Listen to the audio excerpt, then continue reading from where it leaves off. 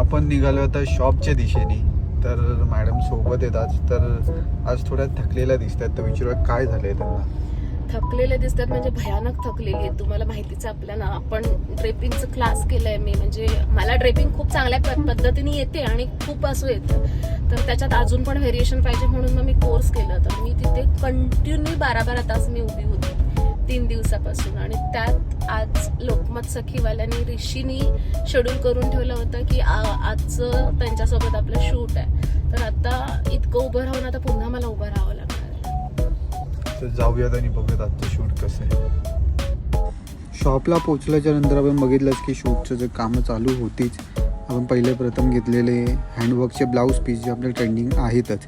त्यानंतर इथे थोडेफार सिनेमॅटिक शॉट्स चालूच होते घेणं, कारण की जो मॅडमने ब्लाऊज वेअर केला तो ट्रेंडिंगमधला. आणि त्यासोबत त्याचे बारकाईने जे वर्क वगैरे केलं ते ओव्हरऑल सांगितले. त्याचे सिनेमॅटिक शॉट्स देखील चालू होते आणि स्लीव्सला एकदम भरलेला स्लीव्ज वाटत होता तो. आणि पैठणीला आपण हेच पॅटर्न देतो. त्यानंतर आपण बघितलं तर पैठणीचे ब्लाउजेस होते. तो ओव्हरऑल ब्लाउजेसमध्ये जे पैठणीचे होते त्यात खूप असा कलेक्शन आहे आपला. पेस्टल कलरपासून ते प्रॉपर पैठणीच्या कलरपर्यंत. आपण हा जो ब्लाऊज बघतो एकदा पूर्ण साईज रिस्टॉक केलेला आपण, कारण की हा एवढा ट्रेंडिंगला गेलेला. यातले कलर्स देखील मागवलेत आपण. त्यानंतर आपण बघू शकतो की खणावर आपण चंद्रकोरची एम्ब्रॉयडरी केलेली आहे. हा आपण घातलेला मकर संक्रांतीला.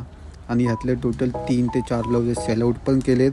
आता अजून एक नवीन बनवून ठेवलेलं आपण, कारण की आपल्या साड्या ज्या आहेत इरकल साडी किंवा खणाच्या साडी त्यावर मॅच जातो आहे. त्यानंतर आपण बघितलं तर काय होतं हे, तर हे होतं एक वेल्वेटचा ब्लाऊज. हा ऑलमोस्ट नाही बोललो तरी 5 वेळा रिस्टॉक केले आणि यातले कलर्स देखील ट्रेंडिंग कलर्स आहेत, बघू शकतो. त्यानंतर आपल्या इथे चालू होतं ब्लॅक कलेक्शनचं. तर ब्लॅक कलेक्शनमध्ये ब्लाउजेस कुठले आहेत तर ते तर आपल्याला माहितीच आहेत, पण आपण त्यांना देखील दाखवून दिलं की जे ब्लॅक कलेक्शन आहे ते असं आपण मशीन वर्क प्लस हँडवर्कमध्ये ओव्हरऑल दिलेलं आहे. त्यानंतर पोचलो ज्वेलरीच्या सेक्शनमध्ये.